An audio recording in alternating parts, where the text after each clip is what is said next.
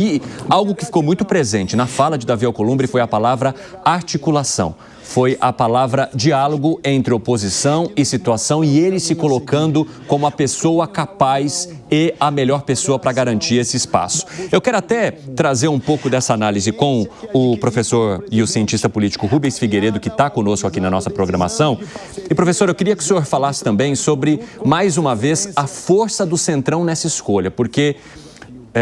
embora o senador se coloque como aquele que vai garantir a articulação, tanto no Senado quanto na Câmara, as ofertas de votos, as ofertas de apoios caíram e desaguaram no Centrão, que mais uma vez vai garantindo a robustez do seu poder. E eu quero que o senhor traga a sua análise sobre de que maneira que isso mexe com o atual governo, mas também com aqueles que estão tentando o páreo no próximo. Bem-vindo, boa tarde. Boa tarde. Olha, Cine, a eleição do senador Alcolumbre, que certamente vai se concretizar, ela representa uma continuidade da liderança no Senado. E isso reflete o quê? Reflete um grau de satisfação muito alto dos senadores com o poder da instituição hoje, né? O Congresso Nacional é muito mais poderoso do que era 10 anos atrás. Ele funciona como uma espécie de outro executivo, né? Para você ter uma ideia, as emendas parlamentares, elas representam aí algo em torno de 24,6% do total do volume dos recursos discricionários, quer dizer, 1/4 daquilo que o Estado brasileiro investe no Brasil vem do Congresso. Então, é uma instituição muito forte. E o Centrão, ele não tem esse poder porque ele é o Centrão. Ele tem esse poder porque ele tem votos. Você viu nas eleições municipais o desempenho, a performance, né, dos partidos que representam aí esse grupo de centro. E é impossível governar o Brasil sem você ter acordos que envolvam esses partidos, que são partidos bastante robustos. Mas, primeiro, eu queria ressaltar assim, a qualidade do discurso do senador, né? Realmente é um discurso de alta qualidade, onde ele coloca uma questão, vamos dizer assim, corporativa. Ele é um defensor dos seus senadores, falou muito em prerrogativa institucional, deu uma cutucada no Supremo, falou muito em equilíbrio. Então, essa perspectiva corporativa e uma perspectiva de representatividade daquilo que o Brasil pensa, quer e precisa, né? E o caminho para conseguir isso seria o caminho do diálogo e o caminho do cumprimento dos acordos. Eu acho que isso caracteriza um líder ou um partido que está na liderança de algum processo, né?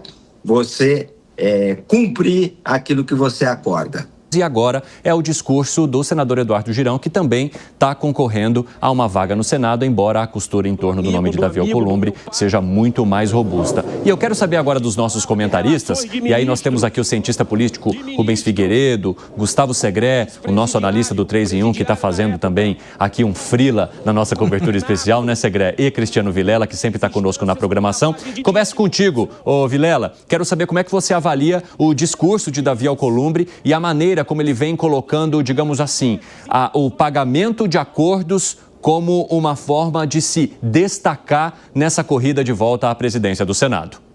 Olha, Evandro, é um tipo de discurso que se adequa muito bem à realidade do seu eleitorado.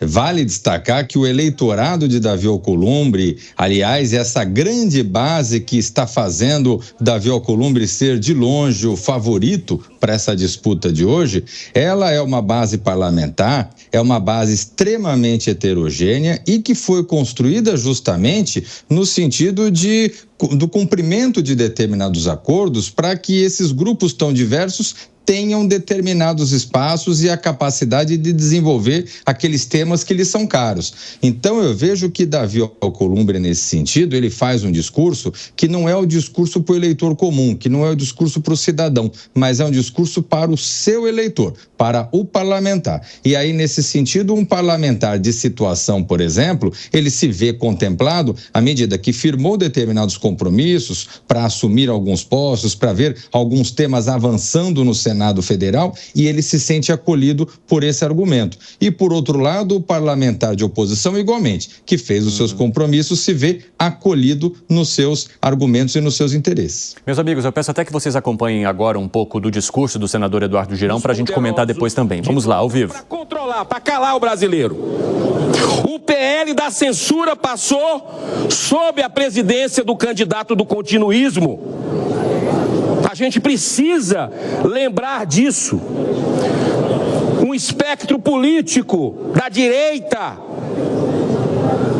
dos conservadores desse país, não se sentem representados pelo que acabou de ouvir aqui da outra tribuna do candidato do continuismo. Aqui não é clube privado que um passa o bastão para o outro, faz acordões, vai tu para aquela comissão. Isso não deveria ser correto. Cargos. Nós viramos aqui um balcão de emendas há muito tempo. O Congresso cada vez mais com dinheiro, com chavos, troca de favores. Isso é desigual, é uma concorrência desleal. Eu sou a favor de acabar com emenda parlamentar. Isso é um desvio de função. Está lá a nossa prerrogativa constitucional: fiscalizar o poder executivo, fazer leis. Não é gerir orçamento, não é mandar. Porque aqui, senador Cleitinho, pessoas como o senhor, verdureiro, saiu lá de baixo. Cada vez mais vai ficar difícil pessoas comuns do povo quererem vir para essa casa, quererem ir para a Câmara dos Deputados, porque o orçamento que um senador distribui nos seus estados é cerca de 60 a 70 milhões de reais todos os anos. Isso é algo surreal, isso fora o secreto, fora a troca de apoio e muitas votações.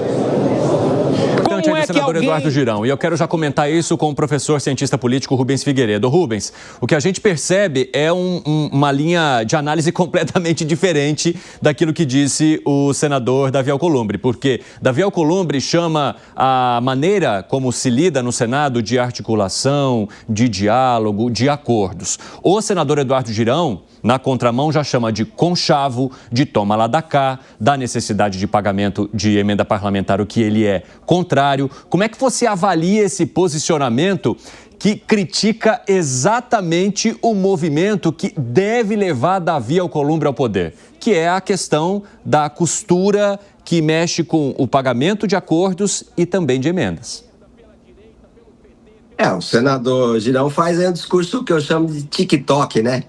É alguma coisa para aparecer rapidamente. E ele é um outsider, só que ele é um senador. Então ele é um outsider que está dentro da instituição. Fica meio esquisito. Agora, o que ele fala, Cine, é aquilo que parcelas significativas da opinião pública acham. Sim. O brasileiro, um dos esportes nacionais, né?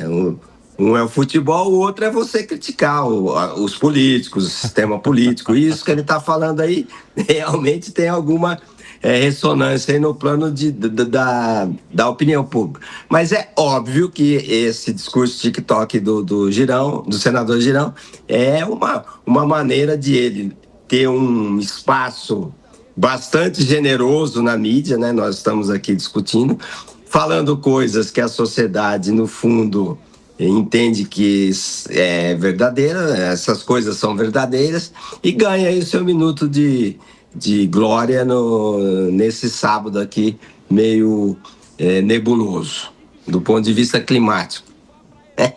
É isso aí. Muito obrigado, viu, Rubens Figueiredo? Obrigado por colaborar conosco nessa cobertura especial. E as portas estão sempre abertas por aqui. Um grande abraço. Um abraço, bom trabalho aí para vocês. Um abraço para o Cristiano e para o Segredo.